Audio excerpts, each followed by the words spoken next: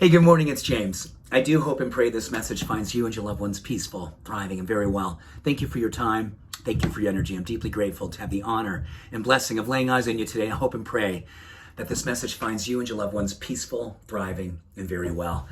Gosh, you know what? I'm going to just open my heart right away this morning because I'm really feeling pulled to do this. I am so grateful for this community. I'm so grateful for the connection I have to you, the work that we get a chance to do together each and every day, and just the way that we have decided, made a decision, committed to a practice of deepening our connection to the things that make us become more fully alive, more fully awake, more fully heart-centered, and allowing our life to be a beautiful demonstration of love.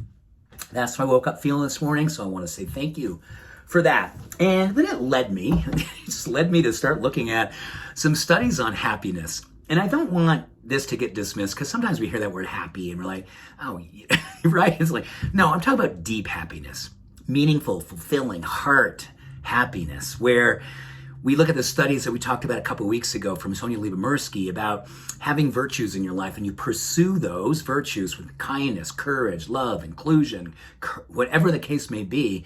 Pursuing those give us happiness more powerfully than anything else. So I want to connect this with a study that was done recently on how people around us affect our happiness.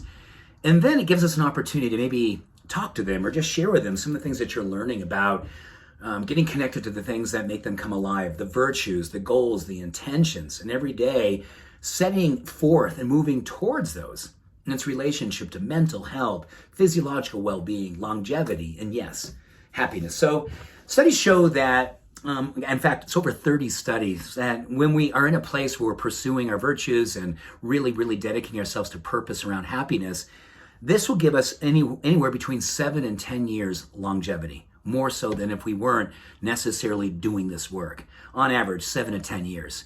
This is where it gets really interesting. This is where you might want to invite a friend in and maybe even admire a friend or adore a friend and say, hey, I just love you for the work that you're doing, and here's how it's affecting each other. A friend who's doing this kind of work, pursuing happiness and the science that we've shared, it's going to give you a 15% or more increase in your happiness. 15% or more increase in your happiness by having a friend who's doing similar work. So think about that. Like, we have thousands of people in this community. I love that math. That's really good math.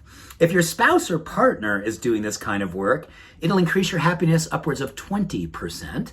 So I do hope and pray that you've got a partner, friend, lover, person in your life that does this kind of work as well.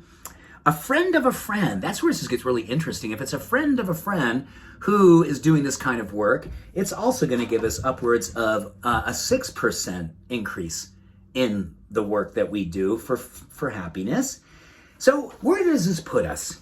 It put us in a time where I woke up this morning and thought about you and simply wanted to say thank you. I think we look around our life right now and we can do an inventory, a heartful inventory, a compassion inventory, but really looking at where do we spend time, who are we spending time with, and really appreciating the people in our life who are digging in to really, really the deep spiritual work of uncovering what makes them come alive and dedicating their life to doing it for reasons bigger than themselves. That's how we define spirituality these days.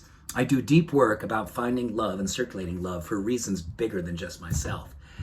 So maybe send a text, maybe do a call, maybe do a FaceTime, maybe meet for lunch. Maybe when you come home tonight and your spouse, lover, partner comes to the door, you let them know how much you appreciate them.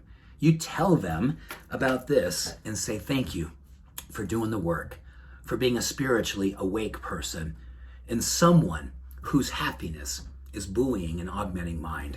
I love you and I appreciate you for what you do for mine each and every day. Have an awesome day and look forward to seeing you tomorrow. Peace and love. Bye for now.